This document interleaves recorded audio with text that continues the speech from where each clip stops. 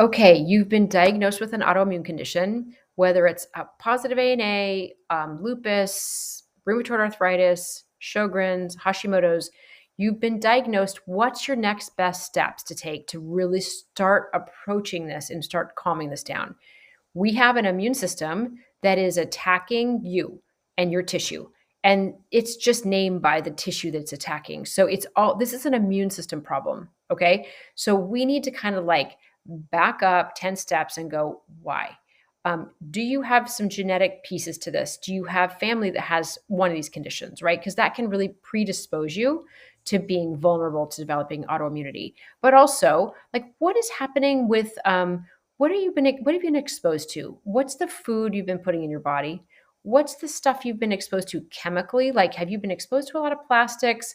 Are you in a job where you have some chemical exposures?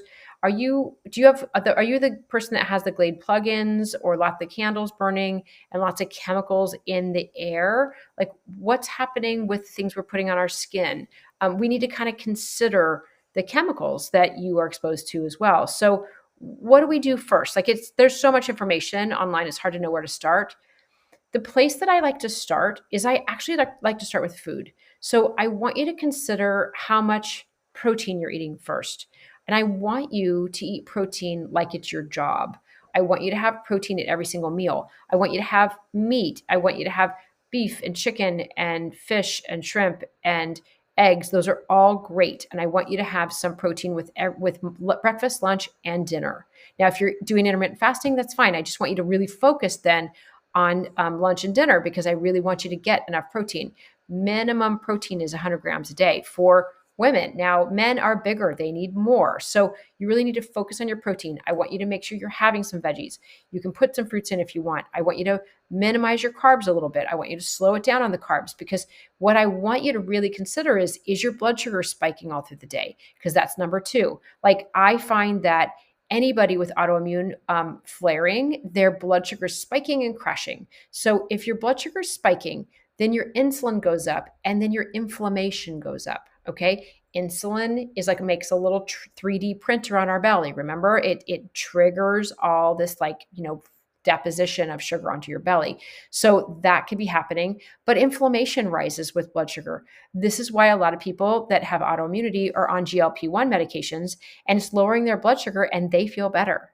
So let's do that. We can do that without GLP-1 medications. We can just put you on protein all through the day and make sure your blood sugar is steady. Now, if you have prediabetes or diabetes, I want you to consider getting one of those continuous glucose monitors. You can get one, they're over the counter now. You don't need a prescription. So you can get a Lingo or a Stelo, and both of them are good. So all you want to do is pop one on the back of your arm, it connects to your phone on an app, and then you're going to just watch that. And it's almost like playing a video game, right? You want to keep your blood sugar in the middle, kind of rolling in the middle between, say, 75 and 125, just kind of rolling, right? You're going to eat and it's going to rise a little bit, but we don't need it to spike to 180 or 200, right? Because that really drives the inflammatory process. So we need to think about trying to figure that out. Now, if you have diabetes or you just are really struggling with your blood sugar, I want you to connect with my friend Mindy Pels. She does Fast Like a Girl. She has a lot of fasting information on there. So she could help you figure out maybe doing some intermittent fasting. Maybe this is a really great way of getting your blood sugar down. So that's a whole nother conversation. So, protein, blood sugar management, trying to keep it steady. If you're waking up in the middle of the night, you might be having blood sugar crashes in the middle of the night. So that can be happening. You can see that on your blood sugar monitor. It cruises along and then it crashes. So we want to consider keeping your blood sugar steady, steady, steady. So that's number one. That's number two. Number three, I want you to get on vitamin D. So vitamin D, I want you to be on 5,000 IUs a day. So that's more than most people take because I want your levels on your blood work. Normal is 30 to 100 on Quest. We can't be in anywhere sub 60. That's not going to help us. Now we're going to do vitamin D, and vitamin D is going to be an immune system modulator. So we want it to calm the immune system down. So when it's at 60, 70, 80, 90, we have a better opportunity to get vitamin D on board, calming down your immune system, chilling everything out. Okay. So that's a very important thing to be doing. Now, if you have Hashimoto's, I also want you to be on selenium. That's a mineral that helps to lower the thyroid peroxidase that's coming off of your thyroid. So that's something that I want that's really specific for Hashimoto's. Now, other things, I really need you sleeping.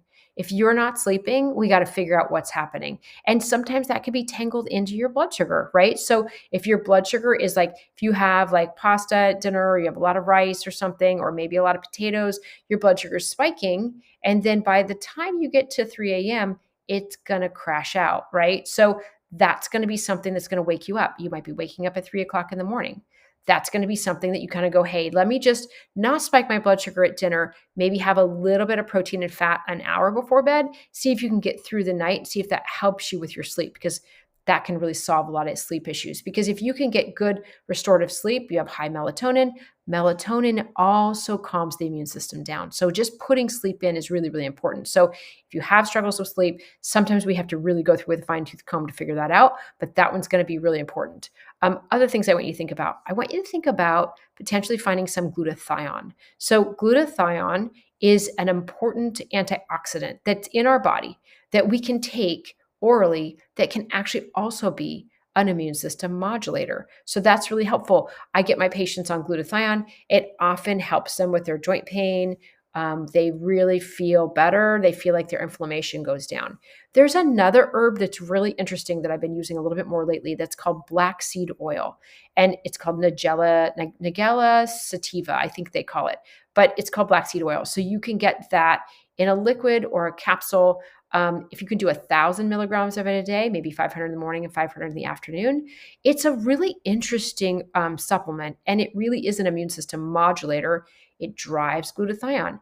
It decreases inflammation. It helps people with their brain fog. So that's an interesting thing. If you feel like your brain is kind of cloudy, let's get you on some black seed oil. That might be really helpful for your brain fog. So that's something I want you to think about. Other things that we can think about, like I want you to think about making sure that you are working with like food. Like what is a food trigger that could be happening for you? Do you have a bad reaction to gluten, bad reaction to dairy, eggs, soy, corn? Those are the top 5. But most people with autoimmunity have issues with gluten and dairy. Now, let me tell you why. So gluten and dairy have a protein structure that looks a lot like the protein structure of our actual body. So there's this thing, it's called molecular mimicry. It's the weirdest thing how gluten and dairy look a little bit like the tissues of our body. So if your immune system is like, I hate gluten and I also hate my thyroid, it drives that attack, right? So oftentimes patients feel better off of gluten and off of dairy. Now you can do food reaction like tests, like, blood tests, but you can also just say, get yourself on something that's like an autoimmune paleo diet for 4 weeks. Just kind of like really do lots of meats and vegetables. And I take people off of nightshades and lectins, which are peas and nuts and seeds and things, gluten, all grains, sugar, dairy. It's pretty restrictive, but you just do it for a short while. And then you reintroduce one food at a time. Maybe you reintroduce some nightshades, some tomatoes or some peppers or some eggplant, and see how your joints feel and your energy feels. If you feel fine, great, it's back in. Then we reintroduce some nuts and seeds and some peas or some, any kind of lectins. Those are going to be helpful. And if you can put them in your diet, great. If you can't, keep them out. So, and then you wind up introducing like all the foods back and you just notice how you feel. That's a gold standard way of doing food allergy testing, right? So let's try that. That would be a great place to start.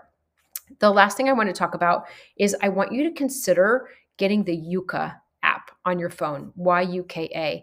And that app has really been helpful for figuring out what chemicals am I exposed to that are really affecting me? And these would be things that you put on your face or your skin or your toothpaste or your sunscreen or your hair products or anything like that. So anything that's going to be in contact with your body, all the lotions and the potions, even deodorant and things like that. And so you can go to the store and you can just scan the product and it'll give you a 0 to 100.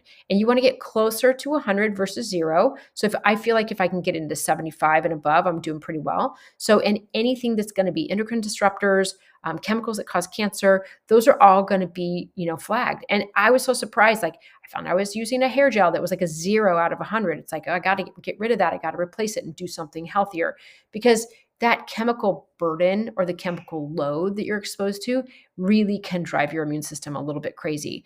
The last thing I want you to think about is plastics. I want you to really, really work hard to get off of plastics, because plastics, there's microplastics that are getting stuck in our tissues. There's a very good theory that that's what's driving our autoimmunity. Like our immune system is attacking maybe our thyroid because there's little microplastics stuck in there. That's an absolute possibility. There's also BPA, BPG, BPA. There's lots of bisphenols that are in plastics that make them soft. And we've really demonized BPA, but the other BPs are really bad as well. So you just don't stick with like, oh, BPA free, it's fine. It's not fine. Just get off the plastics. Let's get a glass containers for your food. Let's get like, metal containers for, water and for tea and for coffee. I mean, the lining of cups at Starbucks and all the different coffee shops are all going to have BPA, all the plastics in it. And we're putting hot liquids in there and we're drinking it down. And we're drinking about in a cup that has a lid that also has plastic in it. So we need to really consider that even when you work hard, you're still going to have a little bit of plastic exposure. But if you could get some sort of filter, a water filter, reverse osmosis water filter, any kind of water filter, and start bringing your own water places, that's super helpful, so that we can just get the overall load of the plastics down. And that's kind of, I mean, there's so many things to talk about, but I wanted to put together a little bit of like, here's where to start. So hopefully that you will find this helpful and you can kind of feel like you're creating some sort of a map for yourself so that we can figure out like where to start and feel like this whole autoimmune diagnosis, you have some control over this. There's some knobs that we can turn. We might not be able to turn it off, but we might be able to turn it down. So I hope that helps. Reach out if you need some support. And if you have any recommendations of what you want to hear about, I'm happy to talk about it. I really am passionate about autoimmunity, and I really want everybody to know more about how they can get this under control and feel better.